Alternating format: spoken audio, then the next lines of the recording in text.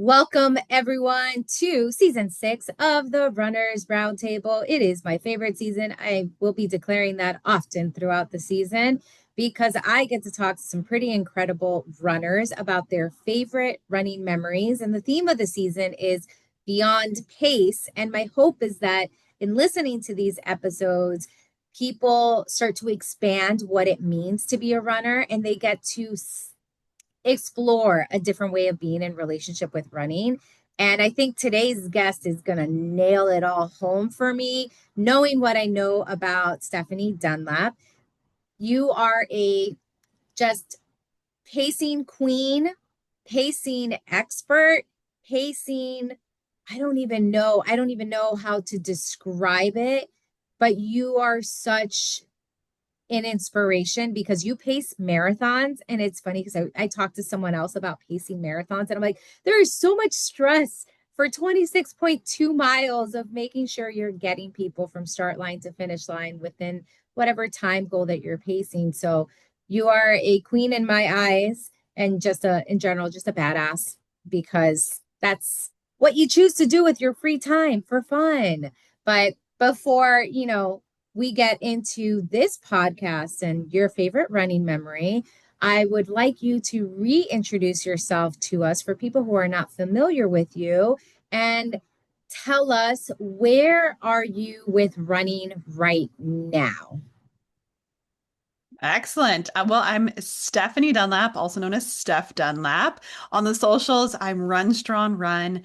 By day, I'm an elementary school vice principal, but for fun, just like what Stephanie mentioned, for fun, I like to pace marathons. And in fact, I just wrapped up at the time of this recording my 60-second full marathon since my first in 2012.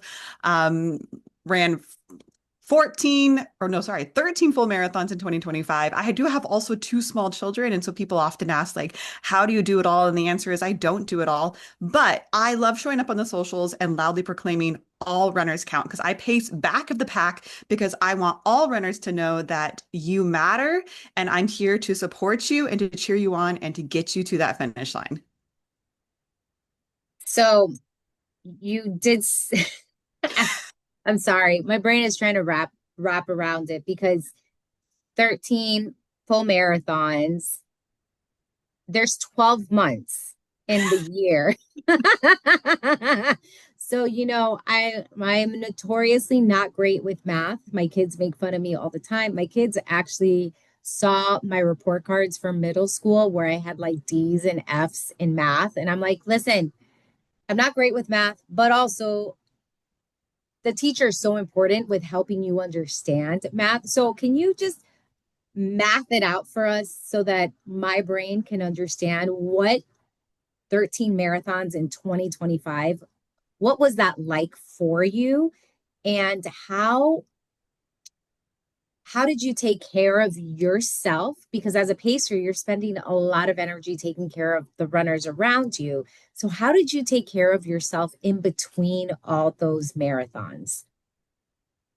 Those are great questions. And honestly, something I'm still working on, right? I feel like as humans, my hope is that I'm constantly evolving and constantly learning of how to best take care of myself. And one of those ways to best take care of myself through pacing marathons, because you're right, like pacing, it's so much more than just like the physical act of myself, my body going 26.2 miles, but it's yes, I am constantly looking at my watch, constantly doing those mathematical calculations in my mind to think about where we are with our pace, but also getting to know runners' names around me, cheering them on, kind of like taking on their fears and anxieties. And let's also say that during the marathon, I'm also with my camera or sometimes with my Insta 360 camera, also capturing content for the socials.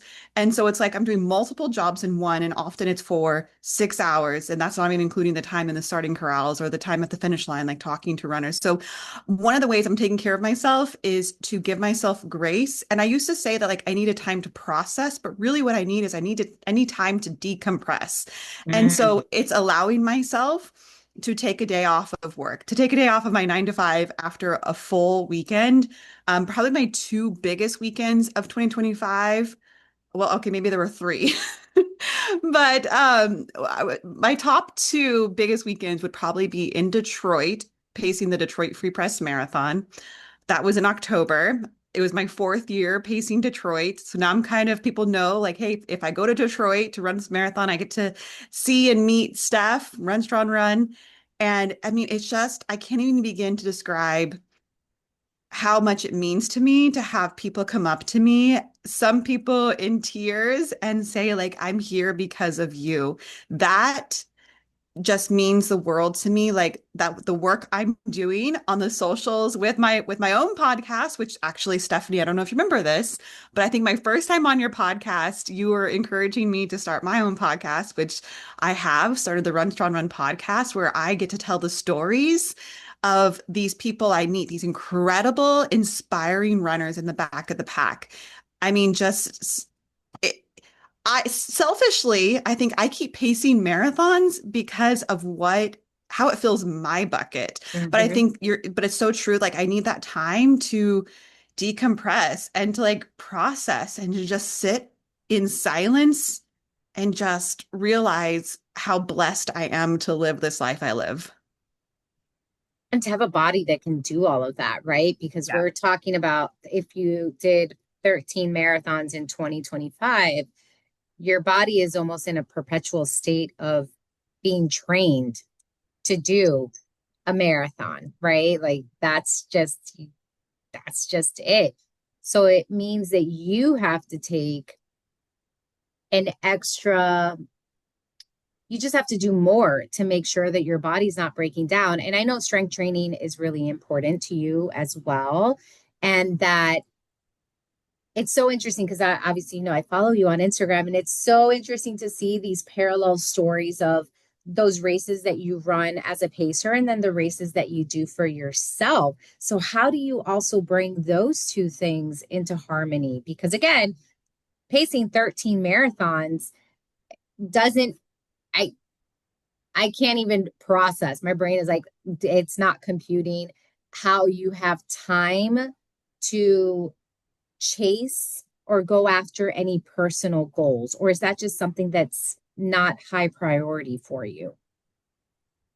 A great question because people often ask me that. And in 2025, I'm trying to think. I did not, none of those 13 full marathons did I run like for myself. All of them Mhm. I paced.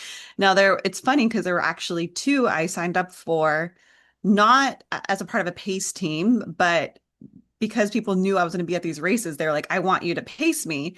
And so I was what's called an unofficial pacer. Mhm. So I was a registered runner for the race, but instead of just running my own pace, I decided to pace others and said, hey, if you want to finish in 5 hours, 15 minutes, come and follow me. But, as of right now, my personal goals is to just kind of like what you alluded to is like to continue to keep my body healthy. And that's mind, mentally and physically, emotionally too. Like also just the role of being a mom and wife in itself is can be quite exhausting and taxing. So my goal is to just, I have like personal goals I'm working on in 2025 would be really trying to nail down my nutrition. I think that's always a work in Mhm. progress, like making sure I'm getting enough protein, like really kind of focus on macros and that those carbs, fat, protein. Because yes, I do love strength training. My goal is to be strong, not skinny. I'm not chasing a number on the scale, but it's about like showing up to marathons, feeling strong, feeling confident, feeling ready to both mentally and physically pace these marathons. Yeah, because it is, so it's so interesting. I was talking to my youngest daughter the other day because I was working on I was working on a different project and was creating some presentations that discussed stress. And I'm explaining to my youngest daughter, she's like, I'm burnt out. And I'm like, what does that mean? Like, what does burnt out for a 13-year-old mean? Like, I just want to understand. And she's like, I'm just tired of school. This is my volleyball player. So she's tired of volleyball. She's like, I'm just really stressed. So I go to her, I'm like, well, you know that stress is the body's response to a stressor, which is the thing that triggers a response. And she's like, "Oh, mommy," like she's like, "Well, the stressor is school and volleyball." I'm like, "Cool. So then what do we need to do to change that response? Like, what can we do to help with that response?" So just listening to you speak, it's again, I'm thinking within the context of pacing these marathons, is you've got the physical stressor of actually doing the race and running the race. And then there's that emotional stressor of knowing that you're carrying the expectations of others as you're doing it. So it's a lot, right? Like, and then on top of that, what you said, that your mom, your wife, you've got, you're just a human being existing in this time period right now, then there's a lot going on. So how is running an outlet for you too, right? So I've asked you about how are you taking care of yourself, but I'm curious, because you run so much, do you ever get burnt out? Do you get tired of it? Like, I guess it's the flip side of that. How do you take care of yourself? Question is, how do you stay engaged with running when you're doing so much of it? That's a great question too, Stephanie. And I think there's a kind of misconception of that because I run so many marathons. Wow, I must, like, what does my training look like? And I'll be honest with you, like the last year plus, my training is I only run 3 days a week and I strength train 3 days a week and I take 1 day of rest. So really, I often joked and say like one marathon is training for the next marathon. So like really, those long training runs in between kind of don't really exist for me. I mean, like my long runs in between marathons would be like somewhere between 10 and 13 miles. And so the question is the burnout. And actually, so not only do I have my podcast and my blog, but I also have my online course too called Interval Running for Beginners Starting Smart and Strong, because I think that too is a common concern for people, especially beginner runners, is that burnout and that injury. So I think for myself, doing run walk intervals, or even like if there's a day where I'm just like not feeling the run, I'm gonna go out for a walk. I'm gonna go move my body because Mhm. also it's about that time on your feet and just having grace with yourself. And I think just again, those kind of like bare minimums. What can I still do that's still going to count towards my training? And I'm just gentle with myself. Like I have a Starbucks about a mile from my house. So sometimes if I'm just not feeling it one morning, it means I'm gonna walk, run to Starbucks, get my coffee, and then walk home. And that's 2 miles, not a whole lot, but that's sometimes what my morning consists of. Because again, also have a pretty kind of high stress job some days not. But being an elementary school vice principal, being in administration, dealing with student behaviors and sometimes upset parents. So yeah, just being aware of those stressors. And again, it's just me constantly thinking of being curious about my choices and actions and thoughts and behaviors and what are those stressors in my life and what can I do to address those stressors in my life? So yeah, absolutely. There's some times where maybe I'm not showing up on the socials because I just need maybe that break because I'm going to show up. I want to show up as my most authentic self. And if I'm not in the right headspace, I'm not going to show up. I'm going to take that break. And also I like to think of my life kind of almost like a triangle. There's going to be times where one thing takes priority and it might be at the top, but there's other times where that triangle might shift or turn and something else might take the priority. So like this last week, at the time of this recording, it was the week before Christmas break and talk about just craziness at work. And so work kind of was more the priority and social media and all of that kind of took a back burner that this week. And that's totally okay. So I don't know. I think I totally got off track there, but hopefully it answers the question. Yeah, it does, because you said something that I want to highlight that I think is really, really important, and it connects to this season's theme.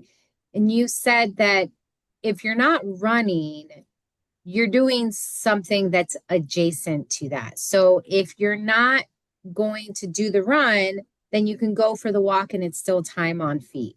And want to highlight that because that is beyond pace, right? It is that recognition that you are still a runner, even if you do things differently. You are still a runner, even if you are pivoting with what that running looks like. Because, newsflash to everyone that's listening, time on feet is time on feet. Like that is just it's just it. And as in my brain, I'm doing the calculations of, oh, okay, so if you're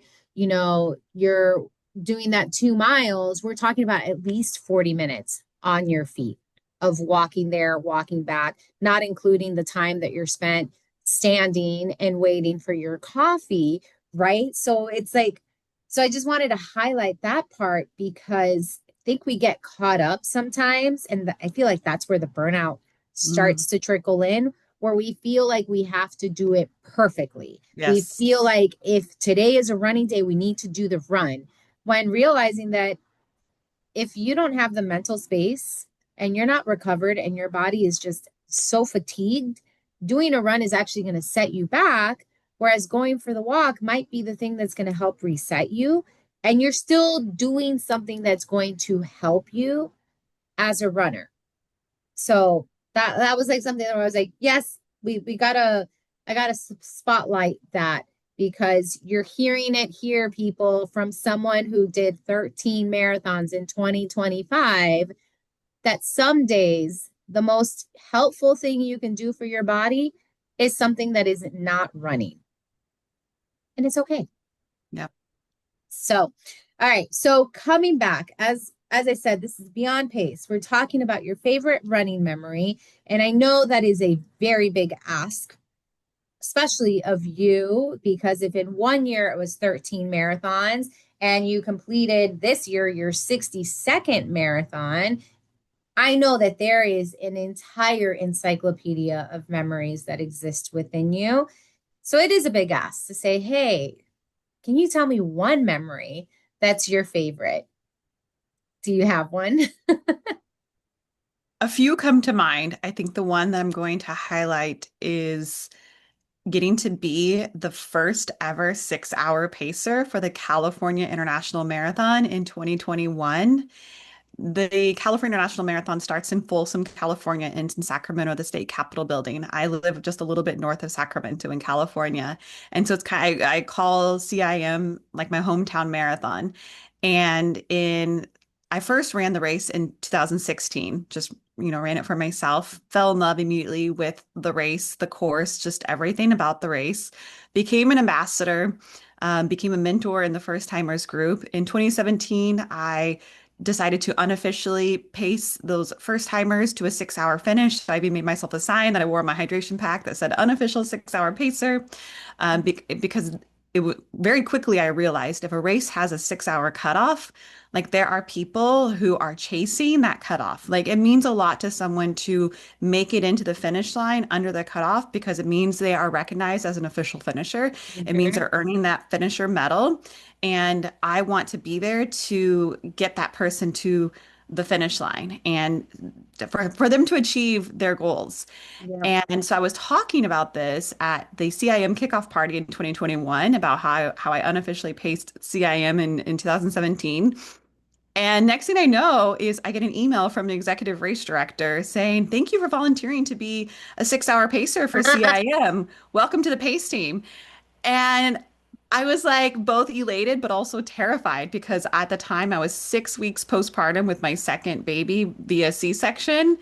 And although I had planned to run the race, so this was in August, and I had planned to run the race in December, but pacing versus just like running your own race are two like very different things. Mhm. Because as a pacer, we're told to run like with even splits, and I knew as myself like running the race, I could, maybe do the first half-assed. I tend to always when I run a marathon, I've not nailed down the whole negative splits. I tend to always positive split a marathon. Yep. But I was like, oh, I can just kind of go out and just do my own thing. It'll be totally fine. I'll make it in under 6 hours. But to pace, that's just very different. So I was so incredibly nervous, but also so incredibly excited. And I just remember showing up race morning and getting to hold this 6 hour sign. Their slowest pace group before me in 2021 was 5 hours, 20 minutes, because that's the last BQ time. for like women in their 80s or something like that.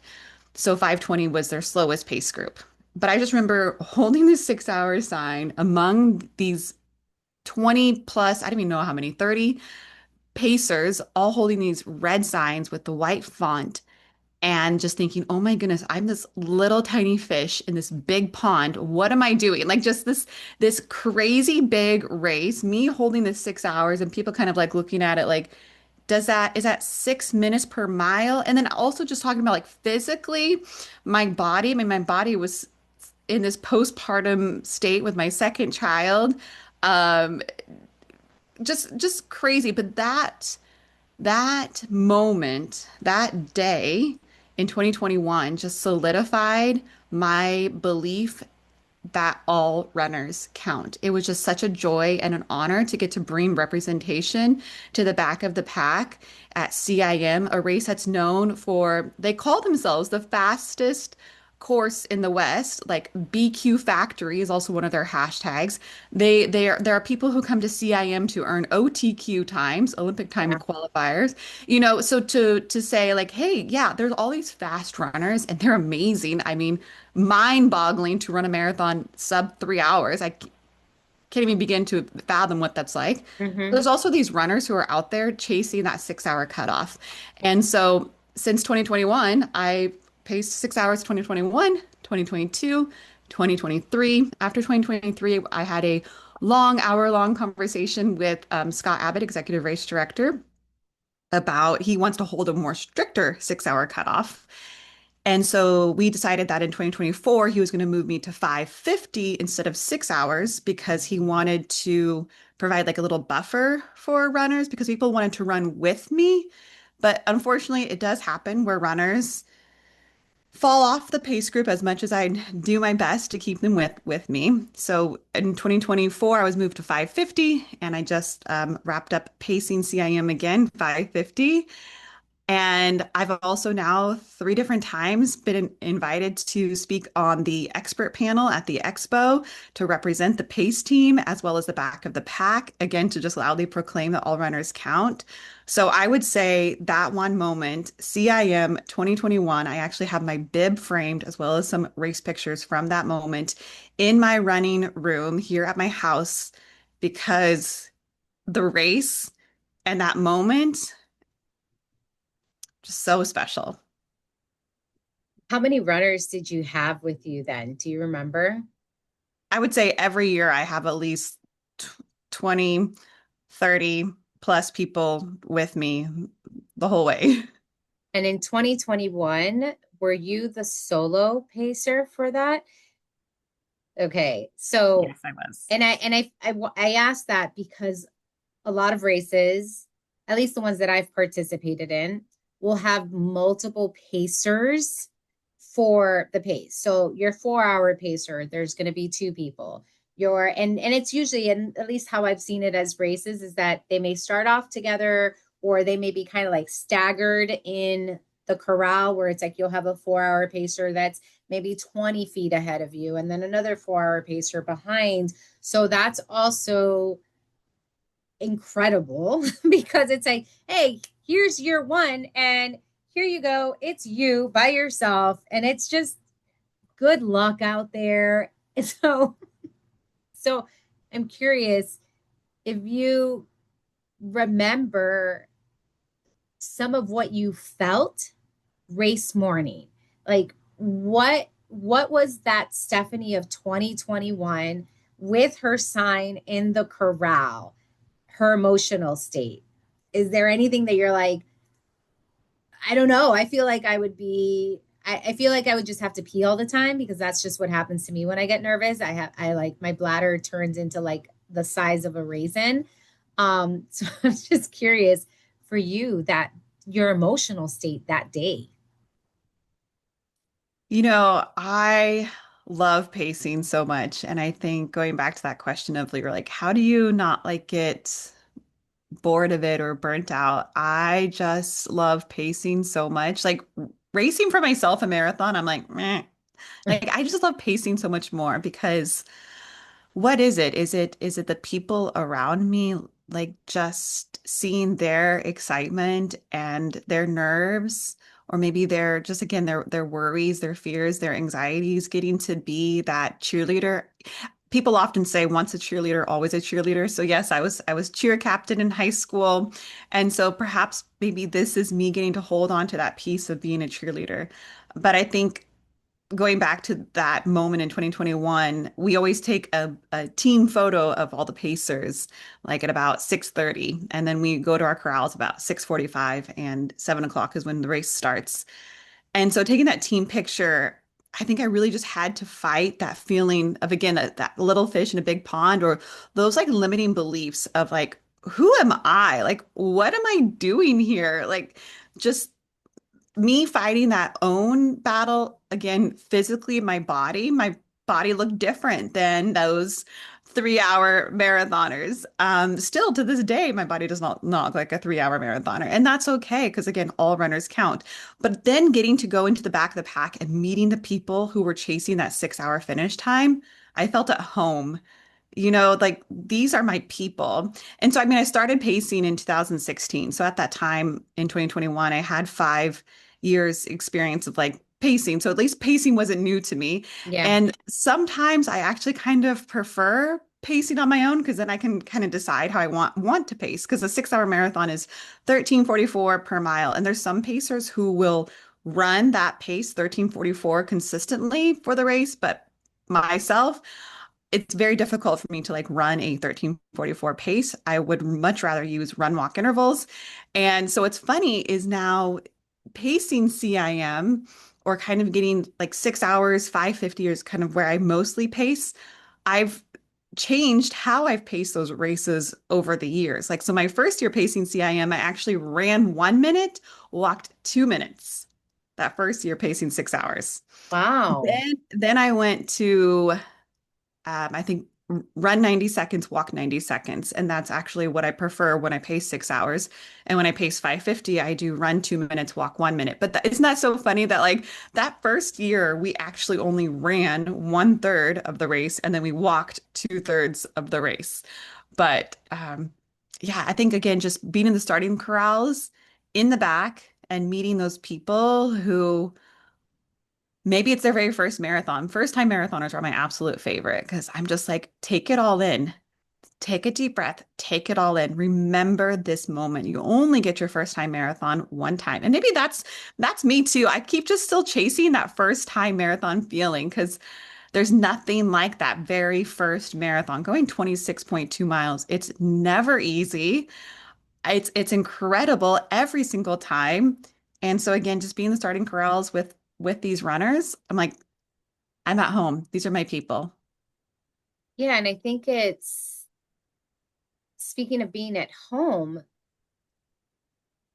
your presence with your sign as an official pacer, that is the race acknowledging that these people belong there, that the person who is going after a 6 hour marathon belongs there, because it can be really discouraging to hear, oh, there's a 6 hour cutoff, but what does that mean?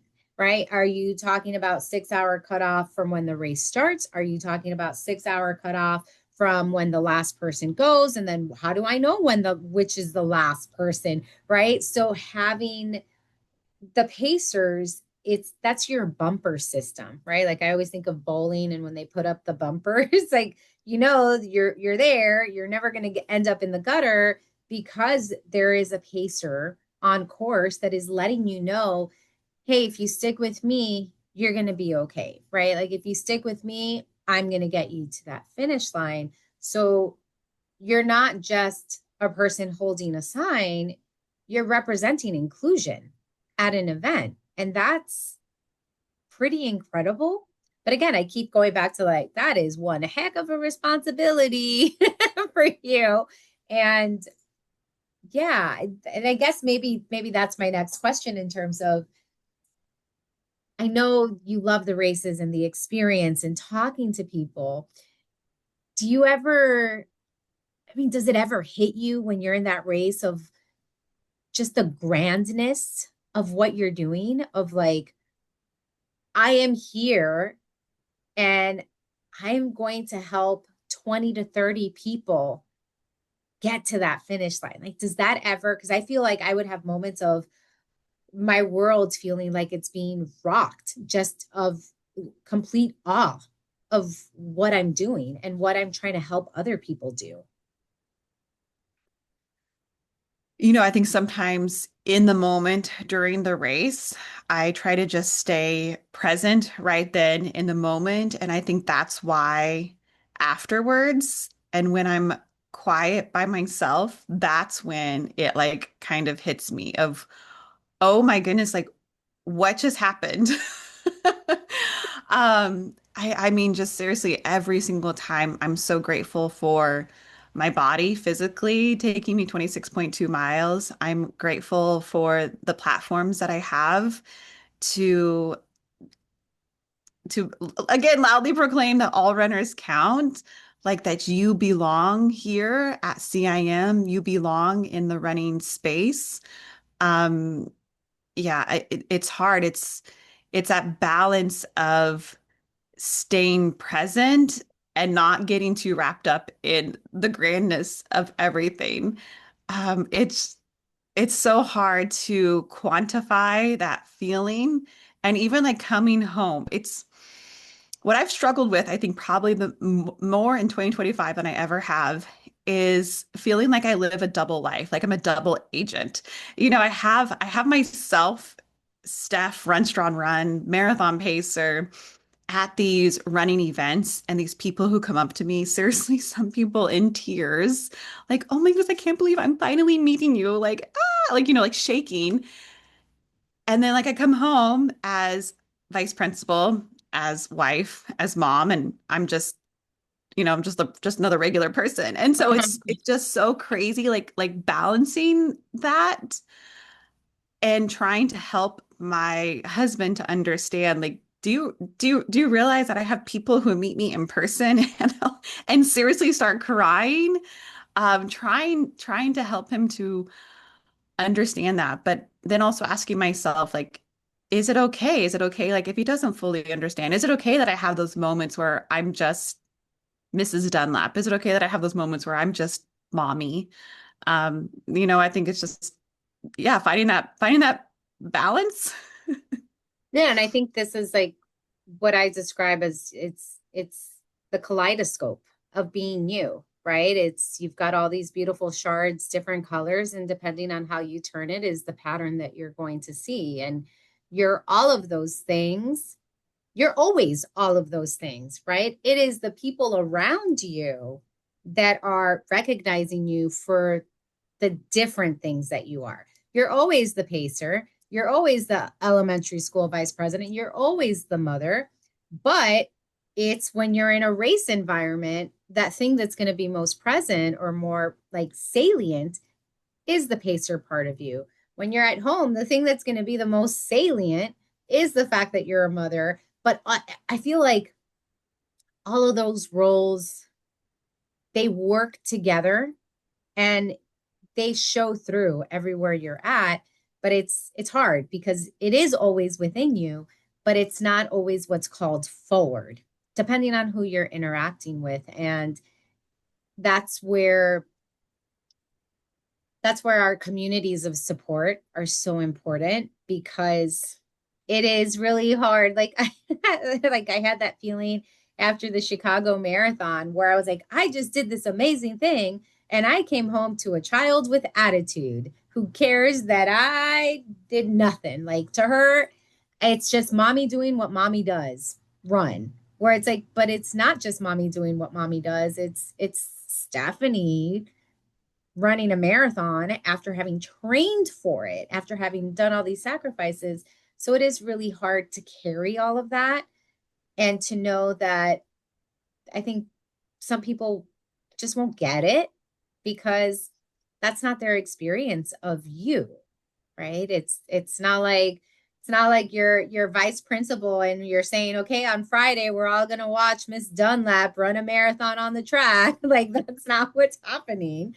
So I appreciate you sharing that because I think that is something that can add to, like those post-marathon blues, and to Mm. those after you have your big race, that kind of that sadness that sets in because you did something amazing, and yet to the world, the world keeps moving, and that's just it. So thank you for sharing that. Okay, I have a series of questions for you. And the first question is, if you could go back in time to speak to your younger runner self, what would you say? Oh, let's see. It's hard to answer that question without also kind of giving context to my answer. So in 2011, I stood on the sidelines of a marathon to cheer on some friends. At the time, I was living and teaching in Mexico at an international school, teaching third grade. And I think when I went to cheer on these friends at about mile 20 or so of this marathon, I don't think I even really knew what a marathon was. And showing up and seeing these runners of all different sizes, shapes, paces. And I was like, whoa, wait a minute. They just went 20 miles and they're not yet done. I had always said to myself, like, this body doesn't run. I'm not a runner. Like, the only time you'll see Mhm, me run is like if something's chasing me. mhm. But in that moment, that this body doesn't run changed to why not me? And so that next year in 2012, I ran that same marathon, the La La Marathon in Torreon, Coahuila, Mexico. And that just showed me, wow, I'm so strong because also that was after leaving an abusive marriage. You're just really kind of finding like my own strength and like who I am and like rebuilding a lot of internally, but also physically to doing a lot of work. Um, to run my first marathon in 2012. So to that person, to that woman sitting there on the sidelines in 2011, I would give her a great big hug and I'd say like, just wait to see what running is going to bring you in your life and how it's going to bless others too. Like your journey, your story, like just keep going. Yeah, flipping it. What hopes do you have for your future runner self? Yeah. People ask me, they're like, okay, so 62 full marathons, like what are you chasing? What do you want? Like I want to keep running. I want to keep showing up for others. I want to keep my body strong and healthy. I want to be pacing marathons for 30, 40 plus more years. Like I now have a co-pacer that we've paced CIM, the California National Marathon, together 3 different times. Her name's Dorothy. And I say, Dorothy, you and I are stuck together pacing CIM until we're like 80. So that's what I want. I just want to keep going and keep showing up. And I know it's not going to be forever. Like our bodies do age. So just continue continue showing up to my for my future runner self, however that looks. Just keep showing up. Yeah. How do you celebrate yourself as a runner? How do I celebrate myself as a runner? Um, That's my favorite question all season long. It's absolutely my favorite question.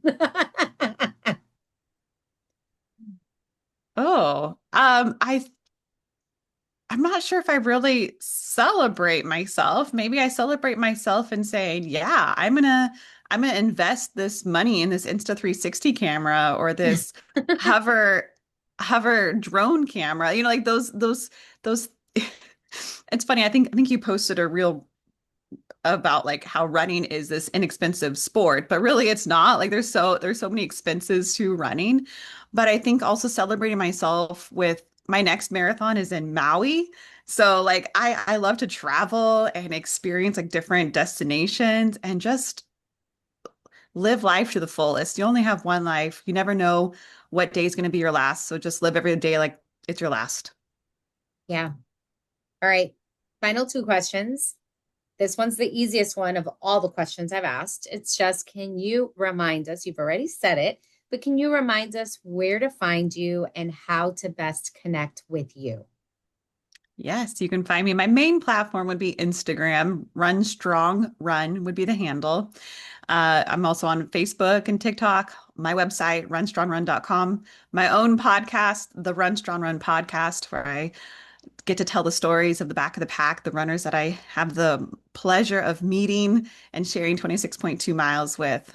So I make it a point to respond to every single DM I receive on Instagram, oftentimes with my voice, with a personal voice message, because again, like I want people to know like they matter, like they are important. Like me taking a minute to respond to your question or to respond to your kind words is well worth that minute.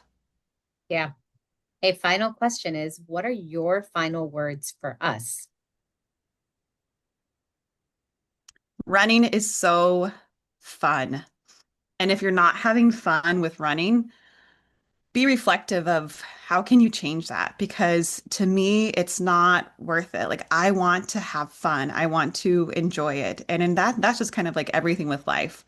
If I'm not having fun, life's too short. I want to enjoy my job. So right now, I really do enjoy my 9 to 5 job. I enjoy pacing. So enjoy running. Like life's too short. Like if you're getting burnt out on chasing all those PRs, like, and you have a lot of half marathons or marathons under your belt, maybe look into pacing because it really does change your perspective of, wow, what can I give back to others? How can I encourage others and make running fun? Love that. Stephanie, thank you so much for joining me in this podcast, for sharing, as always, so beautifully other ways that we could be involved in running through your stories as a pacer.